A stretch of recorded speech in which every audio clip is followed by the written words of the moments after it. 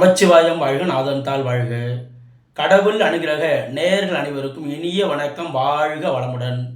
நான் உங்கள் ஜோதிடர் விஷால் விவர்தன் பேசுகிறேங்க. நம்முடைய கடவுள் அனுகிரக சேனலில் நிறைய பயனுள்ள ஜோதிட தகவல்களை தொடர்ச்சியாக கொடுத்து வந்துகிட்டே இருக்கிறேன்.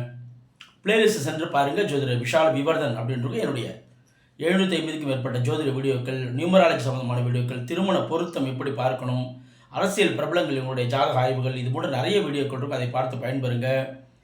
என்னிடம் ஜாதகம் பார்க்க ஸ்க்ரீனில் தெரியக்கூடிய 6381573180 என்ற நம்பர் மூலமாக, வாட்ஸ்அப் மூலமாக, ஆன்லைன் மூலமாக ஜாதகம் அனுப்பி ஜாதகம் பார்க்கலாங்க. நம்ம இன்றைக்கி என்ன பதிவு பார்க்க போகிறோம் அப்படின்னா, ஒரு ஜாதகத்தில் கடகத்தில் அமர்ந்துள்ள கிரகங்கள், இந்த கடக ராசியில் உள்ள கிரகங்களுடைய தன்மையை மேலோட்டமாக கவனிப்பது என்பது இருக்கக்கூடாதுங்க. அதாவது கடகத்தை பொறுத்த வரைக்கும், கடகத்தில் கிரகங்கள் இருக்குது அப்படின்னு சொல்லிட்டாலே அந்த வீட்டினுடைய அதிபதியுடைய நிலைக்கு நீங்கள் வந்துடணும். அந்த வீட்டினுடைய அதிபதி யார்? சந்திரன். அப்போ சந்திரனை பொறுத்த வரைக்கும் அவர் முதல்ல வளர்பிற நிலையில் இருக்காரா, தேய்பிற நிலையில் இருக்காரா, அப்புறமா அவர் நீச்சமாக இருக்காரா, உச்சமாக இருக்காரா, இந்த பாயிண்ட்டுக்கு நீங்கள் வரணும்.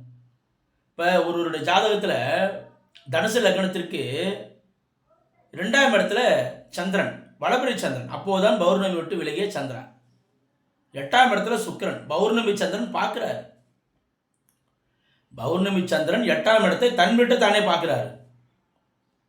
8ஆம் இடத்துல சுக்கிரன் இருக்கார். ஆனால் 8ஆம் அதிபதி நன்றாக இல்லை என்பது போல சொல்கிறாங்க சார். 8ஆம் அதிபதி நன்றாக இல்லை என்பது போல சொல்கிறாங்க சார். கிடையாது. அட்டமாதிபதி என்று சொன்னாலும் அவர் எந்த நிலையில் இருக்கார்? வளபிற நிலையில் இருக்கார். அப்போதான் பௌர்ணமி விட்டு விலகிய சந்திரன். அதே போல கடகத்தில் சுக்கிரன் அமர்ந்து தசை நடத்துறாரு. இந்த சுக்கிர தசை இவருக்கு சிறப்பாக இருக்காது. எப்படி சிறப்பாக இருக்காது? 6ஆம் அதிபதி 8ஆம் வீட்டில் நின்று தசை நடத்துறாரு. 6ஆம் அதிபதி 8ஆம் வீட்டில் நின்று தசை நடத்தும் போது என்ன பாயிண்ட்? 2 ஆதிபத்தியம் வைக்கின்றார். 6ஆம் அதிபதி அவர் தான், 11ஆம் அதிபதி அவர் தான். ஆனால் அவர் 8ஆம் வீட்டின் வழியான பலனை தரப்போறாரு. 6ஆம் அதிபதி 8ஆம் வீட்டில் அமர்ந்து சுபத்துவமான தசை நடத்தும் போது என்ன பாயிண்ட் வந்துடும்? அவர் பிறந்த இடத்தை விட்டு நகர்ந்து வேலையில் அமர்ந்து அதன் வாயிலாக லாபங்களை, பொருளாதாரங்களை அவர் ஈட்டுவார். 6ஆம் அதிபதி 8ஆம் வீட்டில் இருந்து பாவத்துவம் அடைந்தால் என்ன பலன் வந்துடும்? வேலைக்காக வெளியிடத்தை நகர்ந்து அந்த வேலையிலையும் கஷ்டம், அந்த வெளியிடத்திலையும் கஷ்டம், எல்லா விஷயத்திலையும் கஷ்ட நஷ்டங்களை அனுபவிக்கக்கூடிய தன்மைகள் கொடுப்பார். 6ஆம் அதிபதி 8ஆம் வீட்டில் வந்து பாவத்துவம் அடைந்தார். 6ஆம் அதிபதி 8ஆம் வீட்டில் வந்து சுபத்துவமான நிலையில் இருந்தால் அந்த வேலையால் அவருக்கு தூரதேசங்களை நகர்த்தி அந்த வேலையால் அவருக்கு லாபம். ஏன்னா 11ஆம் அதிபதியும் அதே சுக்கிரனை தான் வரார். கடகத்தில் ஒரு கிரகம் இருக்குது அப்படின்னாலே, கடகத்தில் சனி இருக்காரு, ஆகா சனி இருக்கக்கூடாது கடகத்தில், உண்மைதான். ஆனால் வீடு கொடுத்த சந்திரன் உச்சம் பெற்று வளபிறையில் இருந்தார்னா சனி அங்கே இருப்பதில் தவறில்லை. வீடு கொடுத்த சந்திரன் நீச்ச நிலையில் இருந்தார்னா சனி இருக்கிறதுல அங்கே பகைத்தன்மையும் பெறுகின்றார். ப்ளஸ் வீடு கொடுத்த நீச்சம் என்ற சனி அங்கே பலம் இழக்கின்றார். ஒருவேளை அவர் அமாவாசை சந்திரனாக இருந்தால்தான் அந்த ஒருவேளை அதே சந்திரன் வந்து வளர்பெற நிலையில் நீச்சம் பெற்றிருந்தாலும் நீச்சம் என்ற பாயிண்ட் நம்ம எடுக்கக்கூடாது. நீச்சம் என்ற பாயிண்ட் அங்கே வராது. ஏன்னா அவர் பௌர்ணமி நிலையில் அவர் நீச்சமாகுவது என்பது ஒளி உள்ள நிலையில் நீச்சமாகிறதுனால இந்த இடத்துல சந்திரனுக்கு வலிமைத்தன்மை உண்டு. சந்திரன் தன்னுடைய வலிமையை இழக்க மாட்டார். அப்போ இந்த இடத்துல இந்த கடகாதிபதினு சொல்லக்கூடிய சந்திரன் நன்றாகவே இருக்கின்றார். அந்த கடகாதிபதி சந்திரன் அமாவாசை நிலையில் இருக்கார். ஆனால் அமாவாசை நிலையிலேயே உச்சம் பெறுகிறான்னு வச்சுங்க. உதாரணத்திற்கு அதே சனி கடகத்தில் இருக்கார். அதற்கு வீடு கொடுத்த சந்திரன் ரிஷபத்தில் உச்சம். ஆனால் சூரியனோடு இணையும் போது அமாவாசை நிலையில் உச்சம் பெற்றிருந்தாலும் இந்த இடத்துல சந்திரன் வலிமை இழந்தவராகவே இருக்கின்றார். பௌர்ணமி நிலையில் உச்சம் பெறுவதற்கும் அமாவாசை நிலையில் உச்சம் பெறுவதற்கும் வித்தியாசம் இருக்குது. வீடு கொடுத்த உச்சம் என்ற நிலையில் சந்திரனுடைய நிலையை நம்ம எடுக்க முடியாது.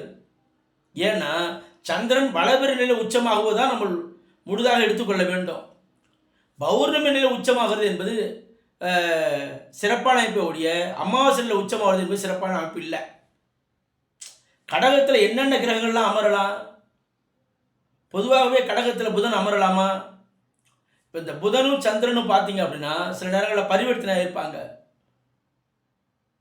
இப்போ கன்னியில், அதாவது கன்னி வீடு பொதுவாக, அதே போல் வந்து மிதுன வீடு, இது போன்ற இடங்களில் சந்திரன் போய் அமர்றாரு.